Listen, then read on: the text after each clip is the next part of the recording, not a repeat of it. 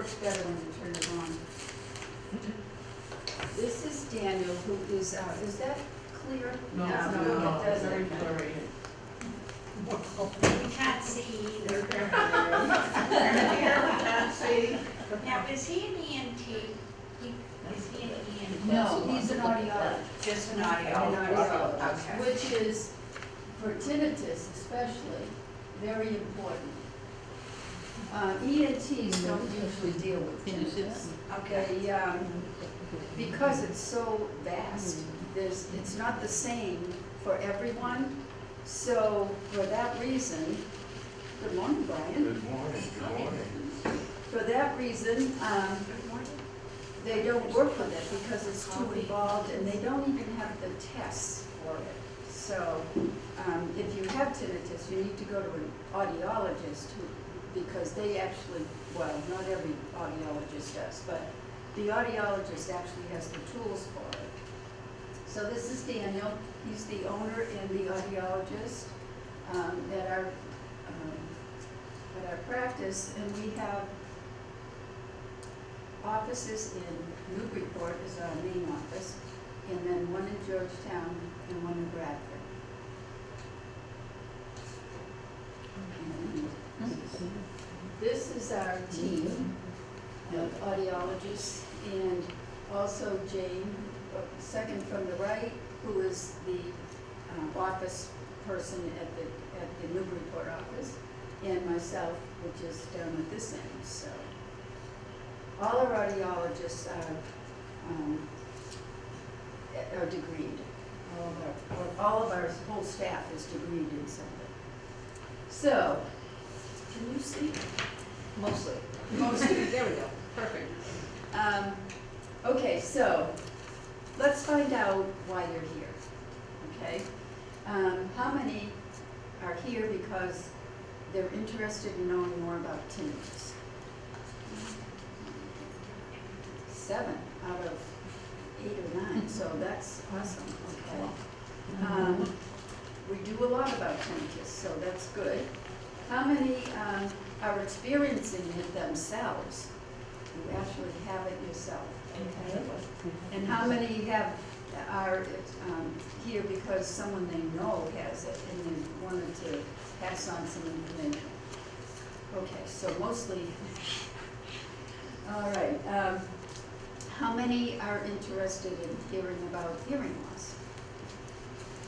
Okay, good, because we're going to do that. There's a page. Okay. One more. Welcome. That's right, you carry it.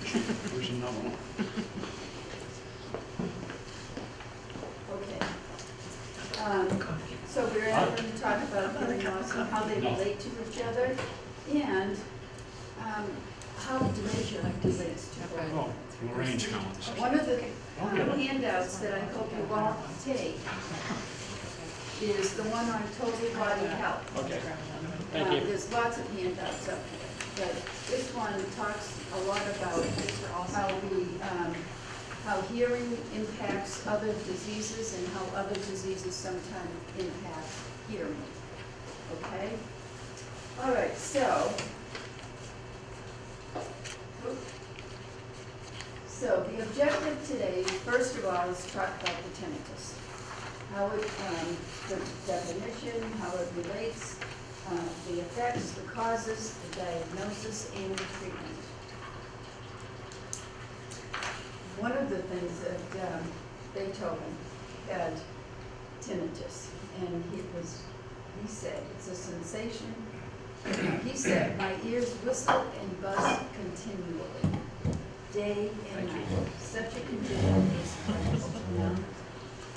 It can be. All tinnitus is not that bad. The thing is that tinnitus is different for most people. It's not just ringing in the ears. It's experienced differently by each person. And so I want you to think a minute about what your tinnitus sounds like. Is it crickets in the backyard on a sweet summer night? Or is it roaring in your ear? Is it a bell? Is it a pounding? What kind of things do you hear? And then I want you to write that on the back of that, right there. My tinnitus sounds like, and when do I hear it? So if you have tinnitus, this is what you want to do. Write down what it sounds like.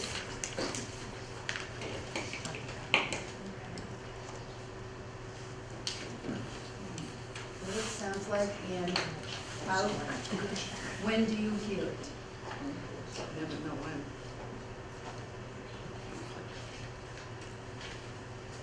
Okay. Would anyone like to share that? Tell you what, Mine's rare. It's usually when I'm resting or sleeping. Sometimes it's ringing and sometimes it sounds like a jackhammer. Yep, Uh, that can be uncomfortable. Yeah, but Yes. it isn't lasting. I mean, it Okay. doesn't go on for a long, long time or anything, so I'm lucky that way. Okay, I remember having it sound like somebody hitting steel on steel or metal on metal like in a far room and waking me out of a sound sleep. But that would be it, so I just go back to sleep.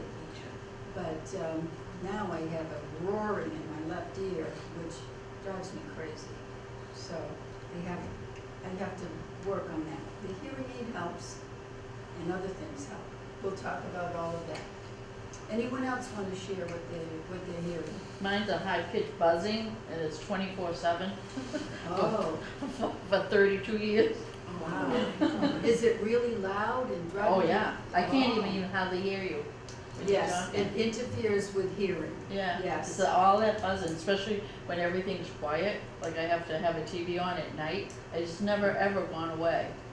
I've had it since. And that's a 32 years.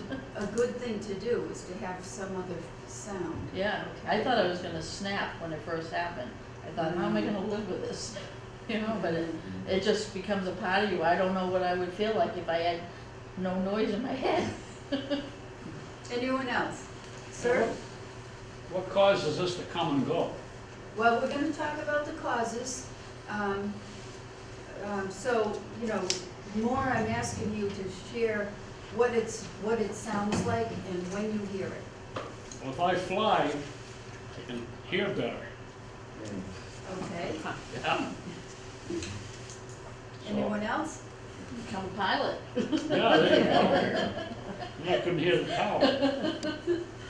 I also have a high-pitched ring, and it's been, I don't know, 35 or 40 years also, and it's constant. And Sometimes constant. louder, sometimes softer, and I think early on it sometimes went away, but, you know, not in many years. Okay.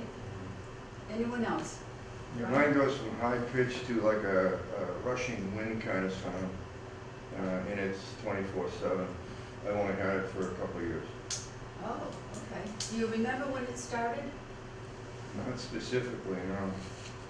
I remember when mine, I was in a car driving home, and it was a warm night. I had all the windows down, and the air was rushing, and I could hear all that, you know, noise from the wind as I was driving on the highway. So I rolled up the windows, and it didn't go away. And that was it. That was the first time that happened, and just had it ever since. So, and when I use my hair dryer, it makes it worse. So, you know, I have to be careful where I put that hair dryer when I'm getting dressed.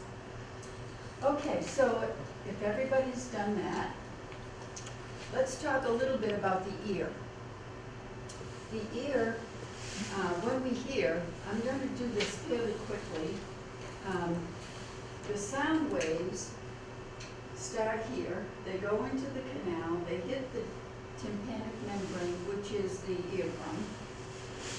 Those sound waves, when they hit that, they go in and they create a vibration on those three little bones in the middle ear. And those vibrations go all the way over to the inner ear, and become electrical impulses. Those electrical impulses go all through this cochlea, which is in the inner ear. It has all these little tiny nerves. Look, they look like hair. They're tiny, but they're so important because these nerves are the things that change the vibrations into the actual electrical impulses. Once they leave the cochlea, they go all the way over to the other side of your head through the auditory pathways. And that actually is when everything becomes recognizable sound, whether it's speaking or whether it's the car horn or the traffic outside or the TV or whatever. This is when you can actually identify sound. And it happens on both sides instantly. I mean, like that, you hear the click from both sides, and it's amazing to me that that can happen.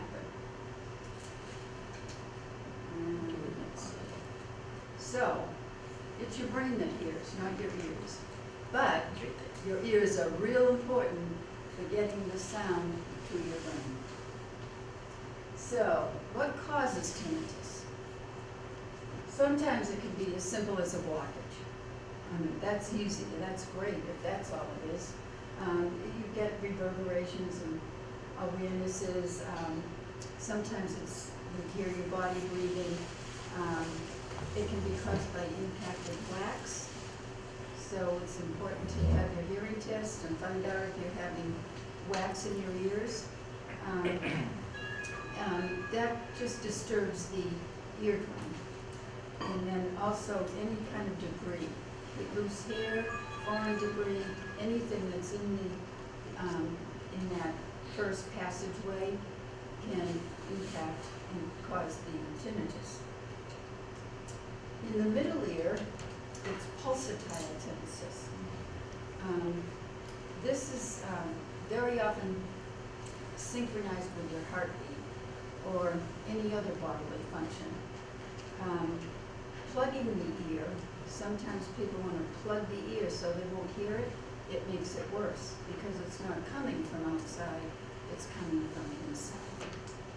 One of the things about this is that it's objective, which means that the audiologist has the tools to actually hear what your tinnitus is like.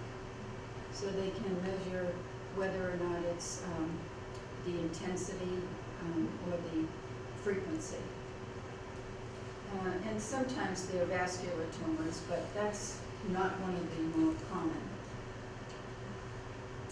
In the middle ear, it can be infections. Infections can create excess fluid, and they block the eustachian tube, and that creates the tinnitus. Otosclerosis, or abnormal bone growth, those little bones that we have in that middle ear, they're pretty tiny, and I have a thing here that shows how tiny they are. I don't know where it went. Well, I wish I'll find it afterwards because you really need to see it. You can't believe how tiny they are. They're the smallest bones in our body. And then muscle spasms. Those little bones there, one is the stapes, and there's a muscle around that stapes that can be vibrating or creating a pulsing. And that is also objective that the audiologist can hear. In the inner ear, it's more noise trauma, like that wind that I was feeling. It was just really loud and it was trauma to my ear. Medications, so this is tough because sometimes you have an infection or a disease and they give you medications that can be ototoxic to your ears. So that's something that just happens to people. Meniere's disease is also, that's a progressive disease that can cause the fullness and the tinnitus. And of course, there's presbycusis. I don't call it age because nobody wants to hear that. So we'll just call it presbycusis, but it is aging, so. The cause in the central auditory pathways can be tumors. They're usually benign, but they can be surgically removed if that's what they Can you are. speak a little louder? Not common. Can you I'm speak a sorry. little? Yes, let me know. I don't know if you can anybody hear. else is having I trouble can't hear hearing you at all. Oh, my God. It's, All I'm right. just sitting here. Yes, thank you for telling me. Anybody else that's having trouble hearing? Okay. Any better now? Yeah. Yeah. Okay. And if I drop my voice, give me a sign, because I sometimes forget. Okay, so these tumors are not common. The other things are more common. And a vascular loop in the brainstem is also a problem. The effects are the loss of inner silence. How can you get away from noise when you have, especially if it's 24/7 that you have this? It can be emotionally upsetting. It can be panic sometimes, depending on how severe the tinnitus is, and it can cause weak and vulnerable feelings for people. So there's no silver bullet for tinnitus or tinnitus. By the way, you can say either way. Did we have that slide? I thought I did.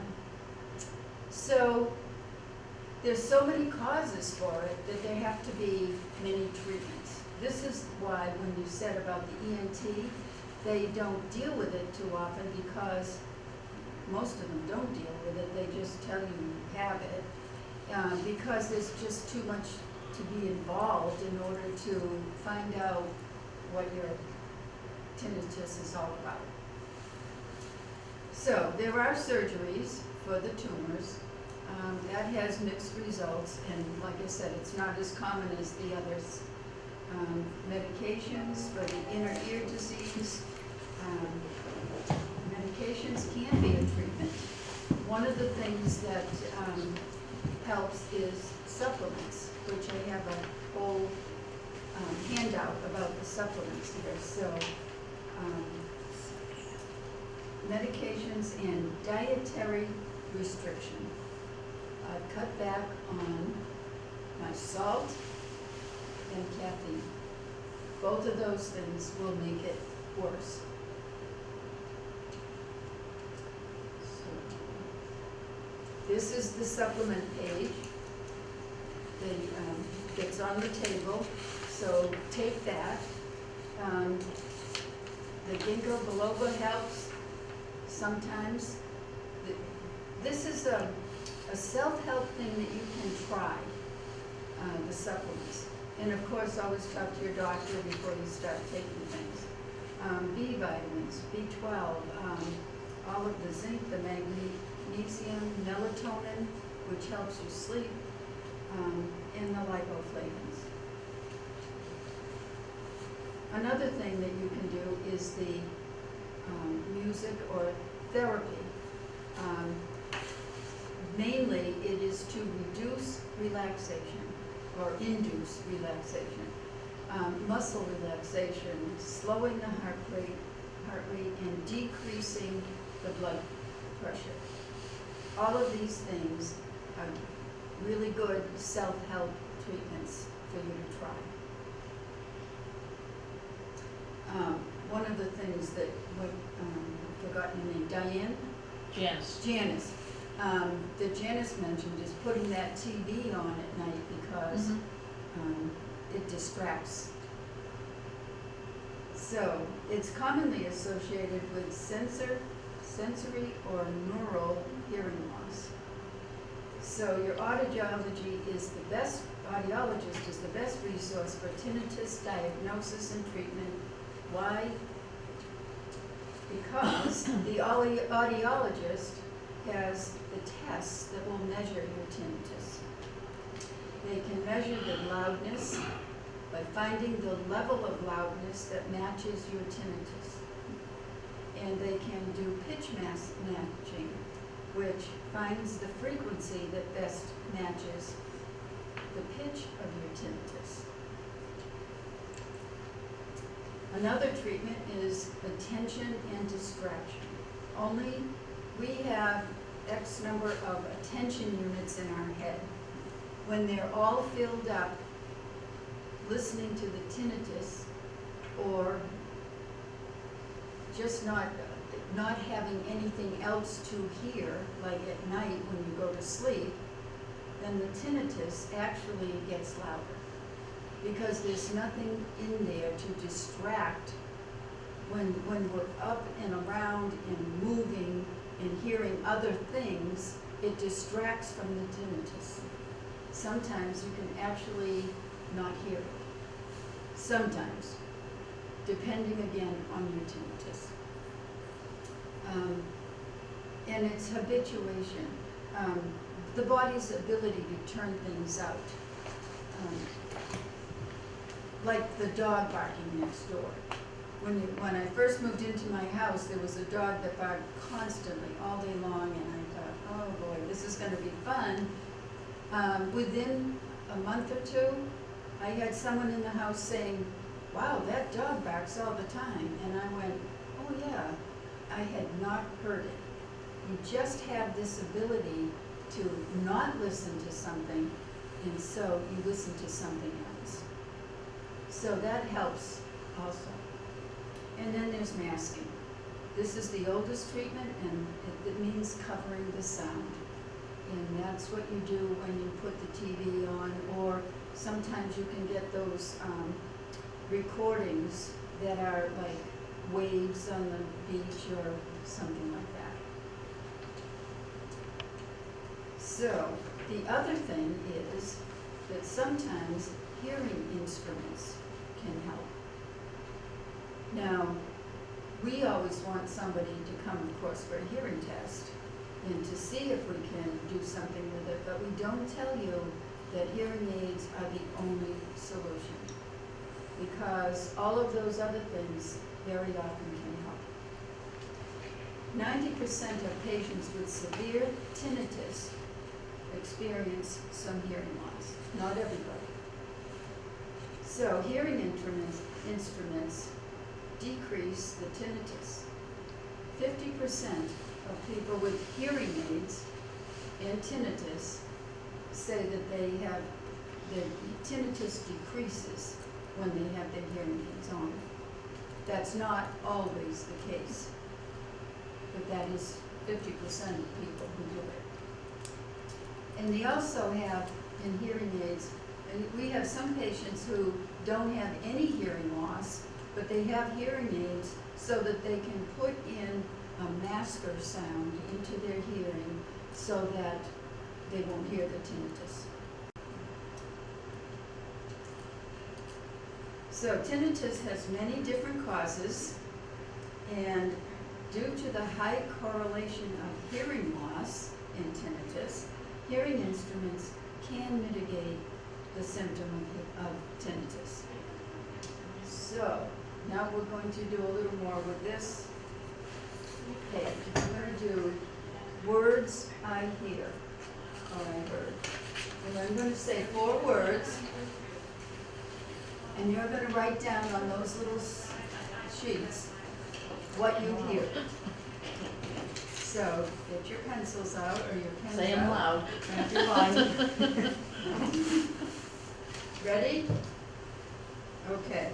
The first word is thief. Thief. Whatever you heard, write it down. No wrong or right answer here, because what we want, the right answer is what you hear. Okay? Say it again, please. Thief. Could be a number of things. And that's what it was. Did you write that? No. what did you say? Was it plain C? That was one I of got our it right. choices. Was that it? I was I know. 'Cause that's what I Write put down what as you C. heard. It's okay. I wrote down C, Oh, God, S-E-E, I read that. or I I wrote thought you down saying C, S-E-A. saying C. Okay, I all heard right. C. So right next to that, where you wrote that, right next to it to the right, write the word "the." Right. So you'll see what you heard and what was said. Can't hear it right. I just heard C. Write that word beside it. All right, next word. Peace. Peace. Peace.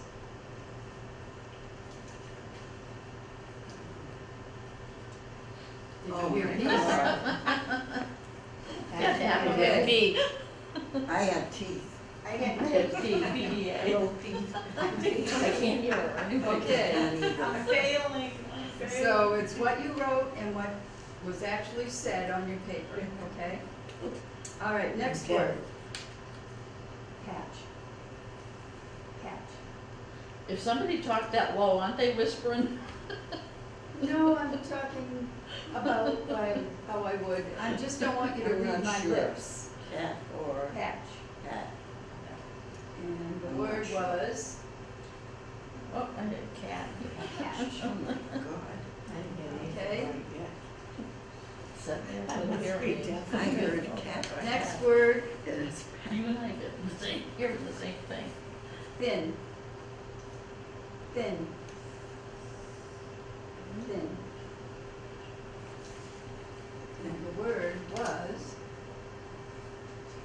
Hey, I got one right. I got thin, I That's mean what I- think.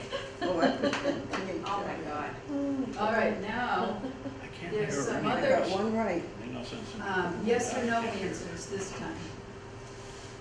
First of all, we're gonna do these about you, and then we're gonna do something about your family or friends or people you know. All right? So, do you find that you hear people talking, but have difficulty understanding what they are saying? Yes. Either yes or no, just circle the one, Repeat that yes. loudly. Do you hear people talking, but don't understand what they're saying? Yes Now I or can hear you. Yeah. Yes or If they're in no? the same. So circle the yes or the no. What if And- it's sometimes? I'll do Yes it. or no. If they were in a group talking, maybe not, but if they're in front of me, I know what they're Well, if saying. it happens sometimes, circle yes. Don't know what Yeah, they're I saying. would yes, because I have trouble. Now remember, what I'm saying is on the screen, so if you can't hear me completely, look at the screen too. Okay, do you feel like the people around you are mumbling? Yes. Yes or no? That's the number 2 question. Do you struggle to hear clearly in background noise? Yeah. Yes or no?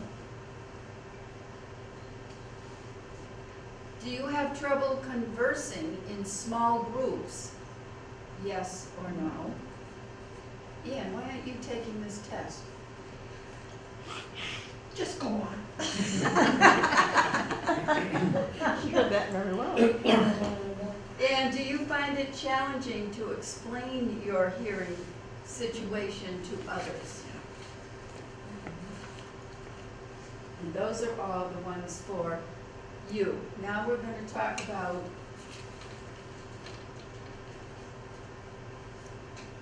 family and friends, okay? Okay.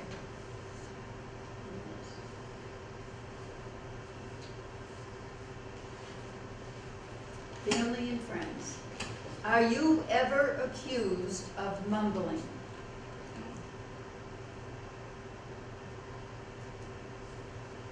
Are you ever told, you know I can't hear you when you walk away from me?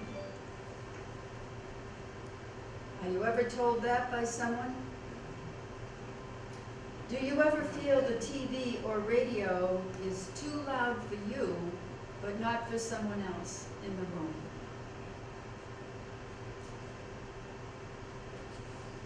And are you ever told, look at me when you speak to me? Yes or no? So, if you answered yes on the first group about yourself, you may be experiencing the perception of sound voids.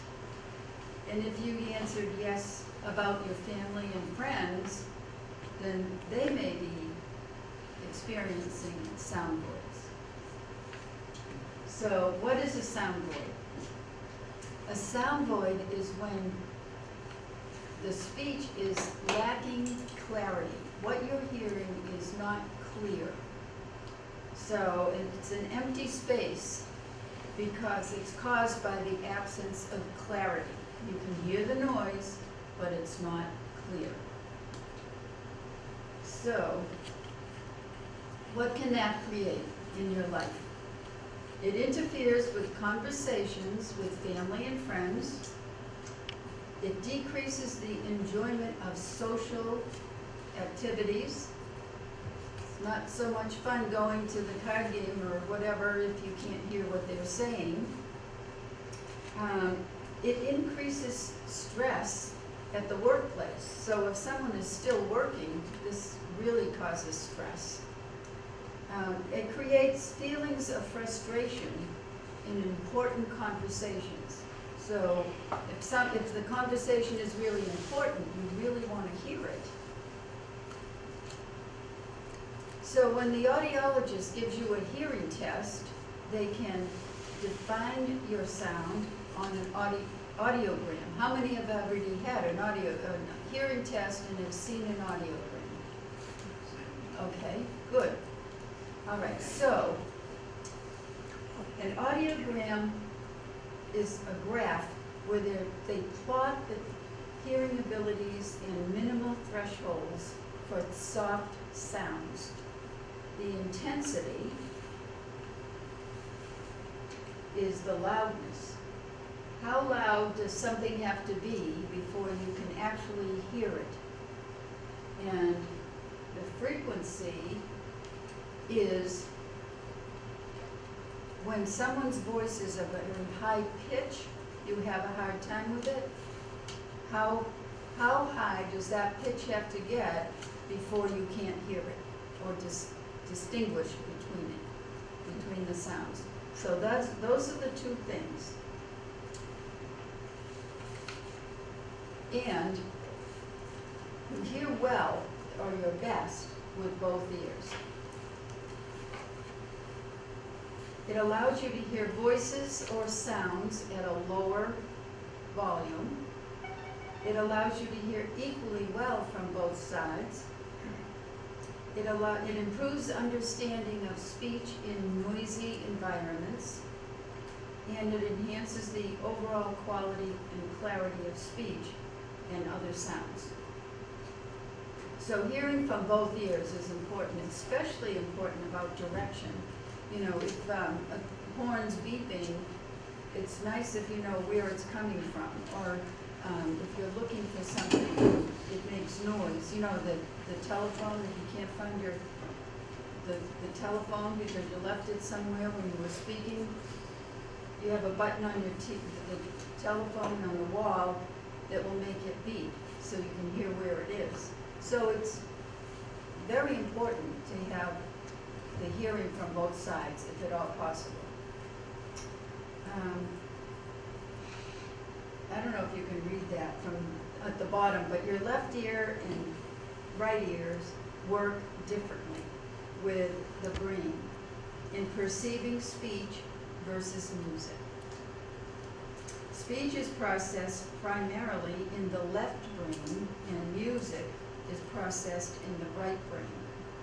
This is where you get the left brain, right brain idea of, you know, like the arts and things like that. So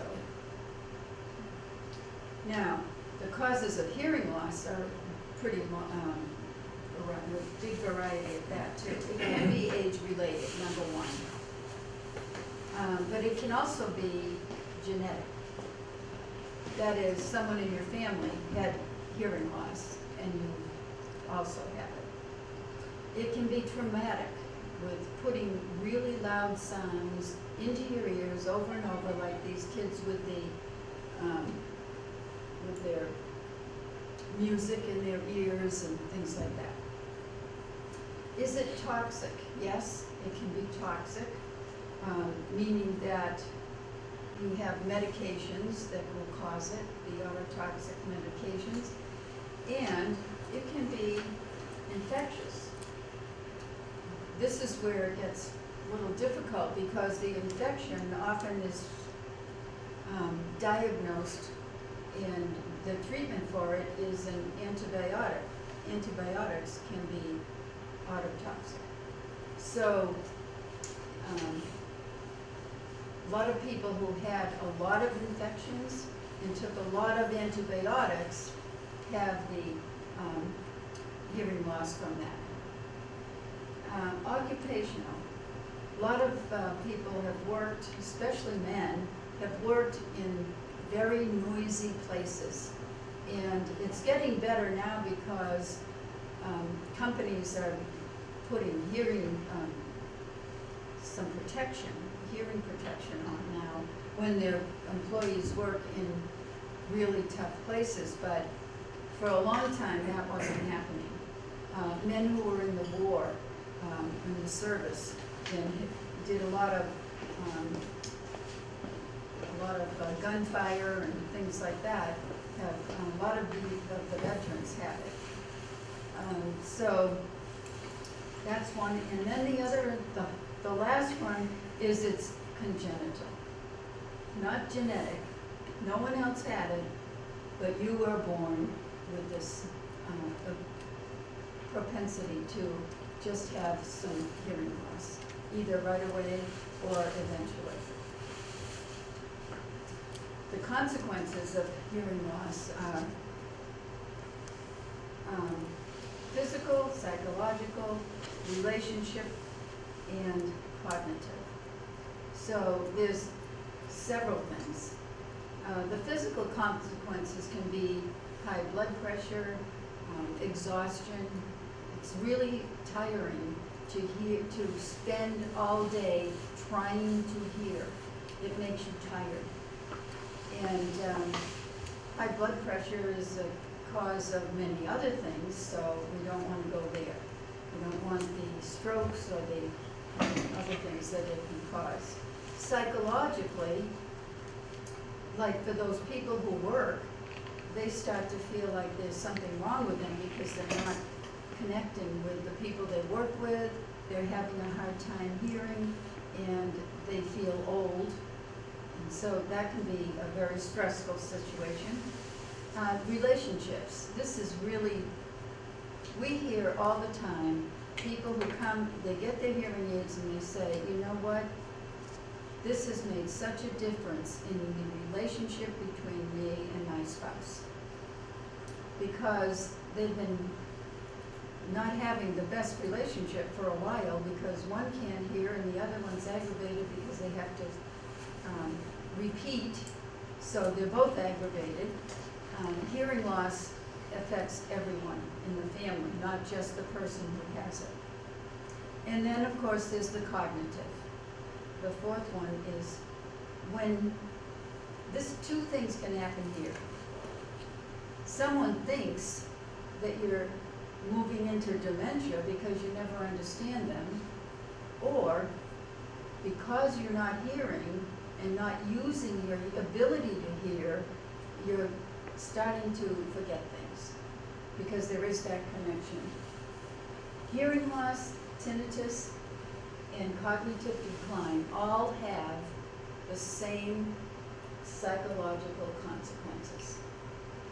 There, people with hearing loss, first of all, they deny it. They don't know that most of the time we don't know we have hearing loss ourselves. Somebody else tells us. So they're in denial and they're angry because somebody doesn't hear them. They start to isolate, withdraw, they're tired, and they can even go into depression. Tinnitus is the same. The only difference here is they don't deny it, because they know they hear it. But it creates the anger, the isolation, the withdrawal. It's just really hard to deal with sometimes, depending, of course, on what your tinnitus is like, and cognitive decline. First of all, if you really are declining with your understanding, you will start to be angry, you deny it, you start to isolate, withdraw, you get tired, and you can be depressed. So all of these things have that in common. Having loss, hearing loss, is often misunderstood as cognitive loss, when in reality it's just that the person can't hear. It's diminished hearing, and someone thinks you're losing it because you're not responding the way they want you to. Increased cognitive energy devoted to basic comprehension, like always trying to hear, may mean that less is available for the higher level of processing and memory.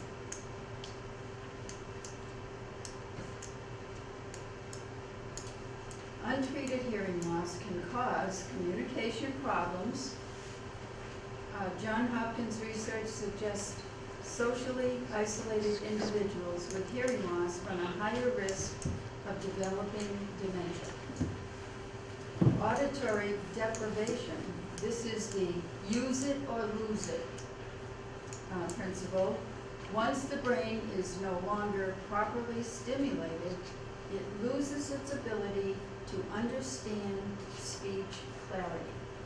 So you want to be able to hear so that you can keep that pathway open. Stress on the brain due to constant active listening, and family stress. When one person in the family has hearing loss, the whole family experiences its effects. Those with hearing difficulties can see improvements in their cognitive abilities through treatments for hearing loss and dementia, such as hearing aids, which will increase social interaction, decrease stress for everyone, and keep the auditory nerve active. Preventive measures for dementia, such as diet, fill up on the folic acid, vitamin D, those are all on our handout. Hearing loss, heart disease, stroke, and dementia. The effects and signs of hearing loss. You may not be the first to know that you have a hearing loss. Oftentimes, loved ones or co-workers are the first to notice the hearing impairment. It's great that you are here today to take a proactive step in your hearing care. Here's what to look for. First of all, hearing loss is usually gradual. So if sounds start to become muffled or distorted, or you find yourself turning up the TV, or you're retreating from certain social interactions and things that you used to enjoy, then you may be having a problem with your hearing. Simple answer to that is get a hearing test and find out. I had my annual hearing, I work for an audiologist, so I had my annual hearing test every year, and it started to show that I had some hearing loss, but it wasn't enough that hearing aids would help me yet. So I didn't get hearing aids. And eventually the hearing got bad enough, and so now I have hearing aids. One of which helps my tinnitus in the left ear. The other thing is that it can be instant. An eardrum rupture can cause the hearing loss. Damage to the bones in the middle ear can cause the hearing loss. And the tinnitus can actually cause some hearing loss. So it's important to have those hearing tests. So take action. With advanced technology, invisible styles, and the trusted advice of a doctor of audiology, there has never been a better time to start hearing again, or at least finding out if you need this. The hearing, if you feel like those related topics discussed today, if you feel that you relate to them, please come in for a hearing or tinnitus test and discover your personal solutions. The hearing evaluation includes an interview. This finds out where you are having trouble hearing, where you would like to hear better, because not everybody wants to hear the traffic. They might want to hear a sermon at church. They may want to hear the TV better. They may want to hear their grandchildren better. You know, they may want to hear in restaurants better. So everyone picks out the things that they don't hear and that they would like to hear.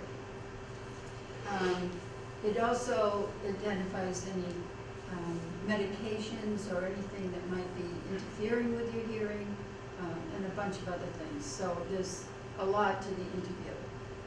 And then there's the examination where the audiologist looks in the ear and checks it all out to see that there's nothing there physically. Then there's the diagnosis, and this would be the hearing test itself, where you hear, where you don't hear, and why. And then there's the solutions. Again, those solutions can be wait until you hear less, or they can be supplements for tinnitus. They can be anything. It doesn't have to be hearing aids. A lot of people don't come to get a hearing aid or a hearing test because they're afraid they're going to get talked into an expensive hearing aid. That's not what we do. If you need it, we will, the audiologist will prescribe it. But if you don't need it, you're not going to, I mean, I very often check on the, one of my jobs is to check on the appointment that the patient had last week, find out if they need a follow-up call, if they, something, and often I hear patient not a subject for hearing aids at this point. So it's put right in your records. And it's essential to have the audiologist. That's us. So you want to get the right hearing aid. Some places where you go, they only have one hearing aid, one lab. They get the hearing aids, they have more than one hearing aid, but they get it all from one lab, whether it's Oticon or Starkey or Siemens or Widex or whatever. If one of those hearing aids works for you, that's great. But very often we find that we have to switch from the Oticon to the Starkey, or the Starkey to the Oticon, because the different hearing aids have different abilities. So I started out with the Oticons, and now I have Starkeys. So it just worked better for me. And we have a 75-day trial, so if in 75 days you will know whether or not that hearing aid is working for you. So in 75 days, the others weren't, and I got different ones. So you can change the hearing aid if it's not working. It's also important that you have the right programming. You know, they hook these hearing aids up to a computer, and I can sit and watch how they are adjusting my hearing aid and I can tell them whether or not that's better or worse. And then you need to have a follow-up plan. Hearing aids are not a one appointment thing. Hearing aids, you want to go often to make sure they're working, to make sure that there's nothing wrong with them, to adjust them every year when you have your annual hearing test. They will adjust them to your new hearing level. By the way, those hearing tests, if you're on Medicare, they're free. Medicare pays for them every year.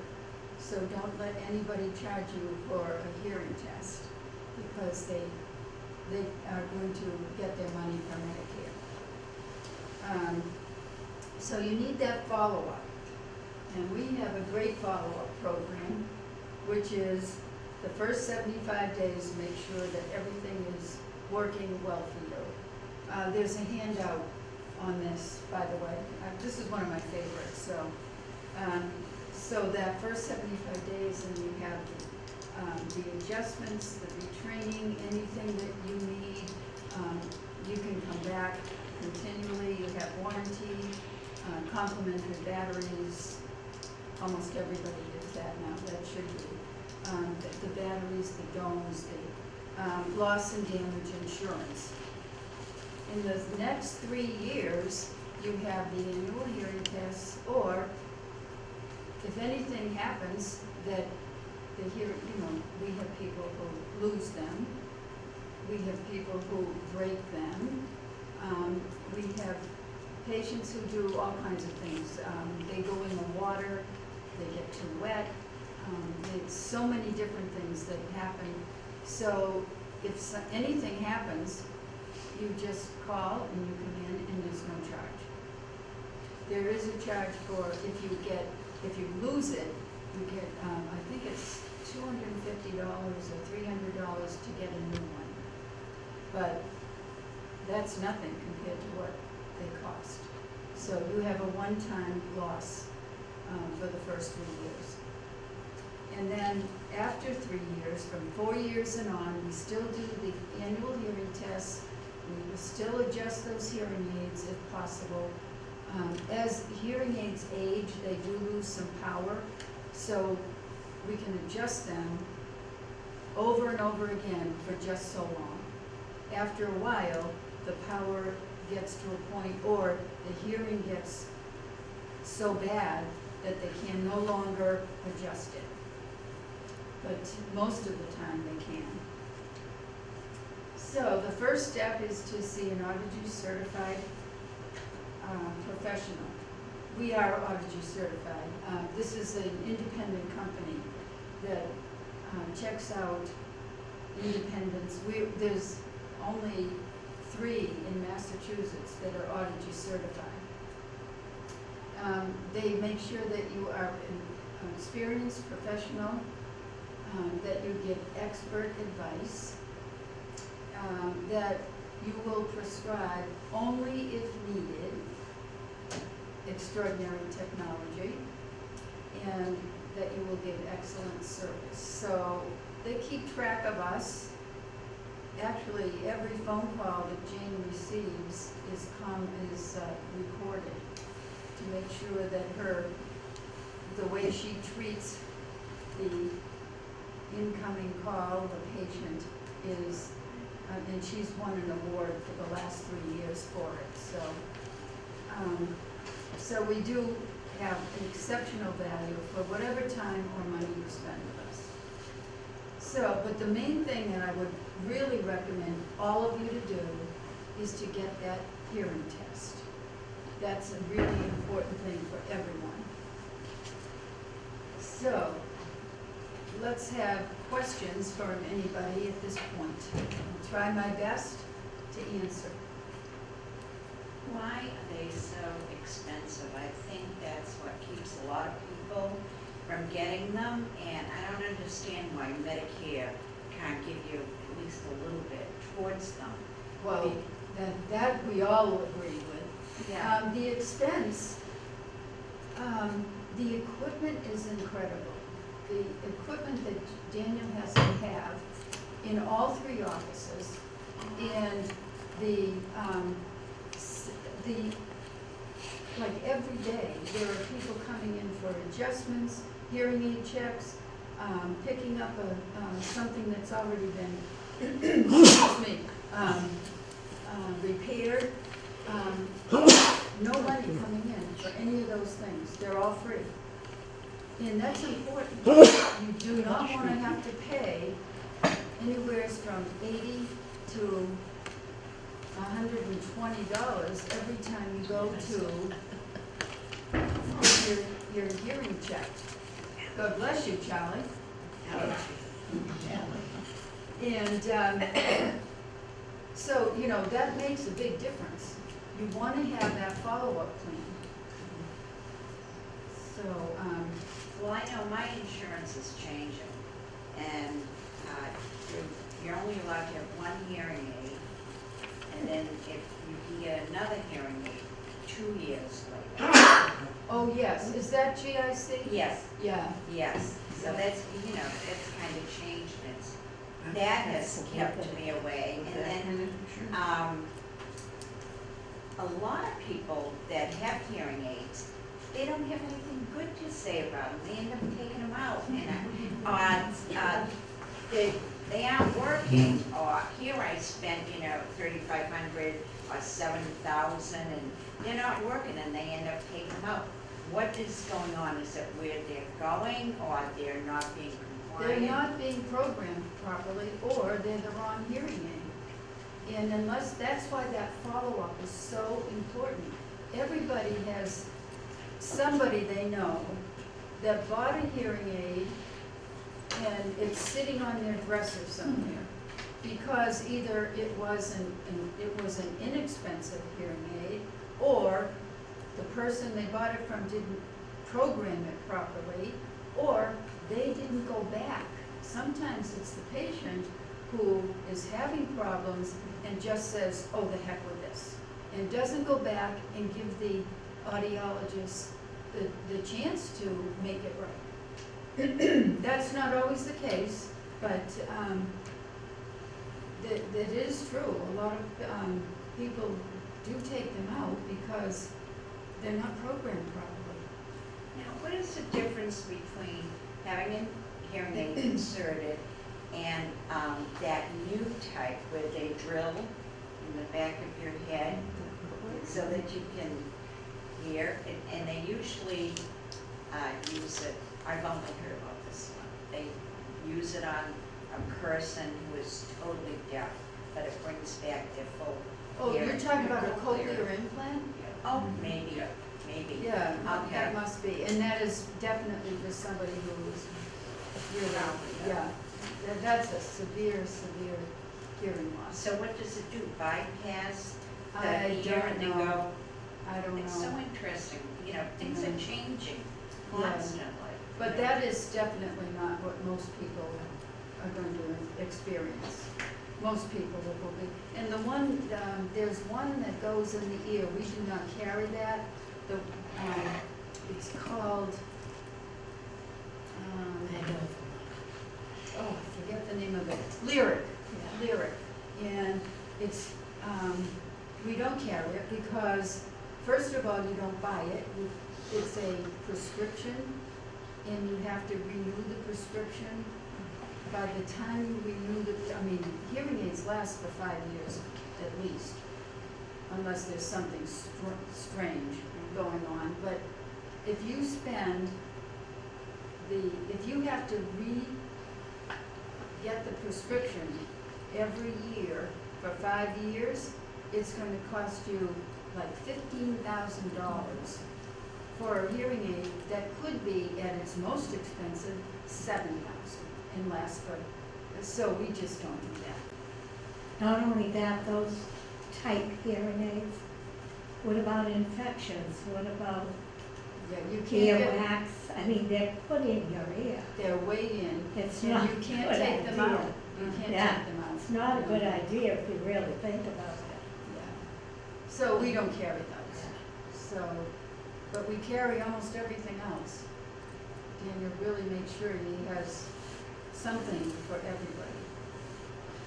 So, any other questions? Well, you didn't quite say how much they cost. Okay, they can cost at our place, anywhere between 4,000 and 7,000. And the reason for that is, if you look on that brochure, there's a place where it talks about your, where is it? That's because they're all digital. I thought it was on here.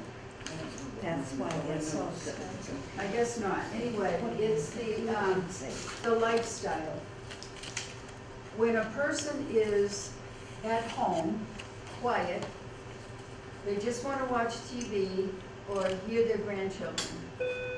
They're not out in the, they're not out in the world with background noise or anything. They need a quiet lifestyle hearing aid. Someone else wants to do a little bit more, they need a not so quiet lifestyle.